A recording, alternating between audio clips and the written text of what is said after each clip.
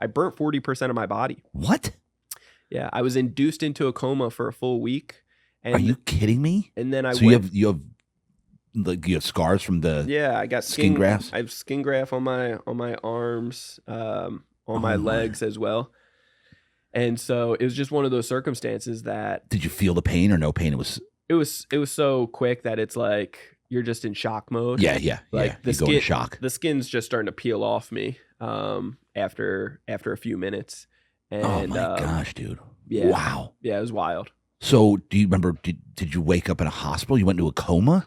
They induced me into a coma. Yeah, to heal. Yeah, because they had to put me through surgery and like scrub my skin because of God. Yeah, and it's one of those situations. They say it's so painful that they would never like put anybody through. I think what's his name? Richard. The comedian guy. I forget. He went through Pryor. Richard Pryor. Richard Pryor. Yeah, he was freebasing off of like drugs, but he had an explosion, and I don't think he went through surgery back then. They were just like they didn't put him down to scrub. So it was the most craziest pain. Luckily, they put me down, and I woke up a week later, and they said, "Hey, we're going to put you in a coma." They didn't tell me any of those. They just said, "Hey, you have to go into surgery," and then they put me to sleep, and then. Right. Did your mom hear about this? So at the time, I wasn't talking to my mom. We had in and out relationship. When you left the Jersey, so how did she feel about you leaving? Well, so she broke down from that. Yeah. And then 6 months later, that was actually our best time that we've ever had our relationship since I was a young kid. Huh. Yeah. When you weren't there. When I wasn't there. Okay. And then so 6 months later, she called me crying and asked basically if I would move her out, and that's what I did. So you moved her out. Yeah, because we had the best relationship during those 6 months of like every day talking, and it was good. It was all but yeah, she called me crying, and so I went back home, moved her and my little sister out here. They lived with you? No. They got their own place. Okay. Yeah, she was on Section 8. And you okay? Yeah, gotcha. Okay. Yeah. All right, so go back. Now you're waking up out of the coma. Yeah, waking up out of the coma. It ended up. It was one of those situations that I woke up with donor skin on me, and so it was all black, and it was like, what the heck is this? And it, so much excruciating pain, and even if with all the stuff that they're putting you on, and it's heavy what they're putting you on, but they eventually a few days later moved me over to a room with another guy in there, and he went through some crazy stuff too. But I had to go through 3 surgeries. I had to learn how to walk again because I was bedridden for 3 weeks, and it was crazy. I couldn't believe that like your body. That's crazy. Yeah, just a short period of time.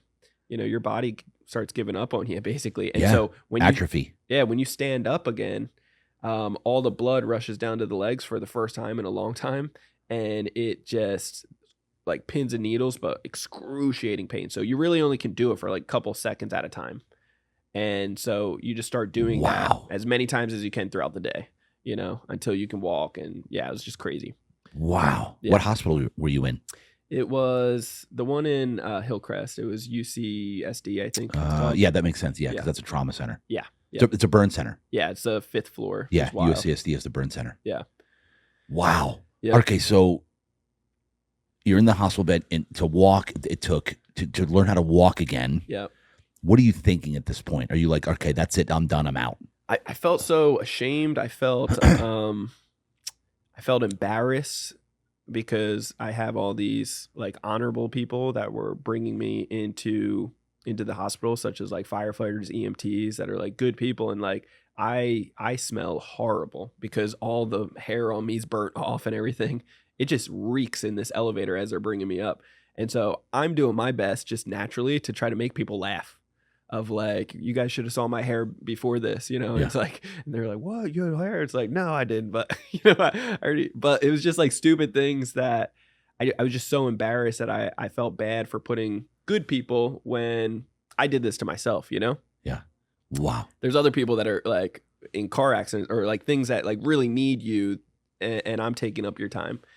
And anyway, had incredible doctors, but once I got out of the hospital, is when everything started. I realized my house was raided from the cops. I was going to ask. Clearly, you had stuff in the house. Yes. So when the explosion happened, I'm sure that was my next question. I was waiting for you to.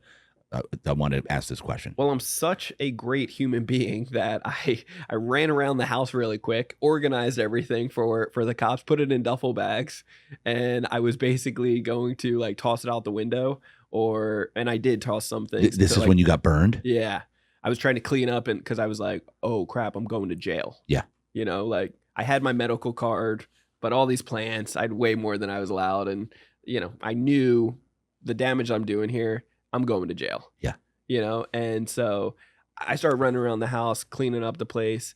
And then I realized I look at my 2 dogs that are laying on my bed, and like the smoke, they're just worried like crazy. They're standing on the bed, which they weren't ever allowed. And so they're freaking out. And then the smoke is just like starting to come lower and lower. And I was just like, it was just like a humbling moment of like, I give up. And so I basically leashed them up, went outside, waited for the cops and the EMTs. There's helicopters. We made the news for the first time, not in the right way, but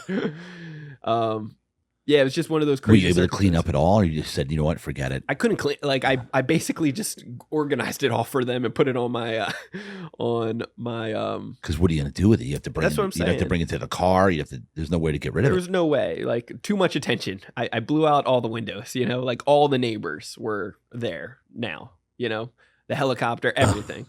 So wild experience. How much did you have in the house? How many pounds? They had 3 pounds and then a ton of plants, and then they missed another pound randomly when I got back after because they raided it after this, and I put like $10,000 underneath the sole of my shoe, and I put those on to go to the hospital. And so the first thing when I got out of the coma is like, I want my clothes and just to verify that stuff. And I couldn't believe it. All my stuff was still under the sole. Like they missed it. But they also missed over a pound I had a punching bag, and it was in the closet at the time, and it was in the top like zipper part. And so because it just reeked of weed everywhere in the house, they just missed it. So yeah, there's no way to find that because the whole house smelled like weed. Yeah, exactly. But it was just a crazy situation, to say the least. So a couple weeks later, after like healing, so you come back to the house. Yeah, because this is somebody owns this house. You're renting. I'm renting. It's an apartment building. There's 8 units. Where was what street was this? It was off Garnett. Garnett and what? It was I don't know the cross street. Was it actually like on Garnett? It was 2300 block. Oh, okay. So you're pretty way up. It was right by. There's a gas station, catty corner, like a Shell station, and a car wash right there. Car wash. Yeah. I know where that is. Yeah. It's like where it was like a Y. Yes. Like, yeah. Exactly. Yep. So right before that part. Yeah. Okay. So you come back. Mm-hmm. How many weeks? 3 weeks after? Yeah, about 3 weeks after. And then are the windows still blown out, or did the owner of the home clean it up?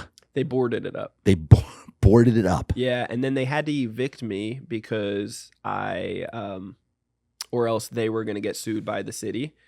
So they started evicting me while I was, in the hospital, and I didn't know anything about it, so I couldn't fight it. Yeah. And so that kind of sucked. But because I would have fought it, I probably would have in California, probably would have got somewhere, which isn't good. It's, at the end of the day, everything happened how it was supposed to. But my best friend, he was living with me at the time. He ended up selling all my stuff to like help out.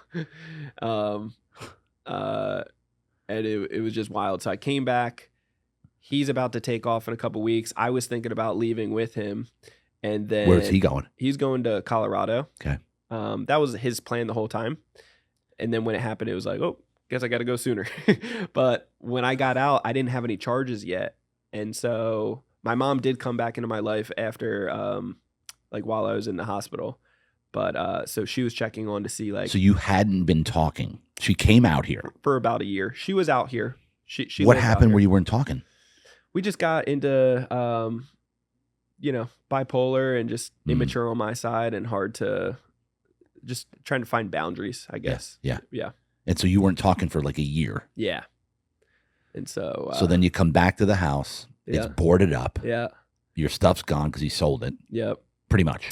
most of it at that time was still there until the house got raided again, and with me in it to So after you came back, yeah for they my raided warrant. again? Yeah, for a warrant for my arrest. And so they arrested me, and I was in a wife beater at night, smoking weed. Nothing changed, and trying to heal from all my stuff. And it was just 2 or 3 weeks after I got out of the hospital, and so now we're in November. They I'm came to the door. Yeah, and it at like 10 at night, and so went downtown, and So when you saw them at the door, yeah. did you think it was just a matter of time before they were coming? I didn't. I thought I was going to be able to get out of there, and I thought they would serve me papers or something. I didn't think they would just like show up and like take me.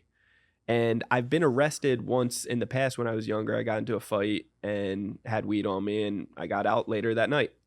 I thought it was going to be the same thing with this situation until when they were checking me in, it got real and real So, fast. so at the door, there's like, hey, Yeah. you're like, okay, cool, I know why you're here. Or, like, how did that go? Give me when they came to the door, They 10 ba- p.m. at night. Yeah. You're high as a kite. Yeah, I'm high. I was about to go to bed, and I'm in basketball shorts again, and just a wife beater, and they're it's two police officers. They have a dog as well. I realized that the whole area is actually cornered off with several different police. Like they are ready for me, and they say, "Mr. Elliott, like, can you step outside?" And I was like, "Oh shit," So I walked outside, and then they just they cuffed me right away, and I was like, "Wow, didn't think it was going to be like this, but okay." Did they read your rights? No, they didn't. No? No, it was a wild situation. Yeah, Wow. yeah. They put you in the car. Did they say anything?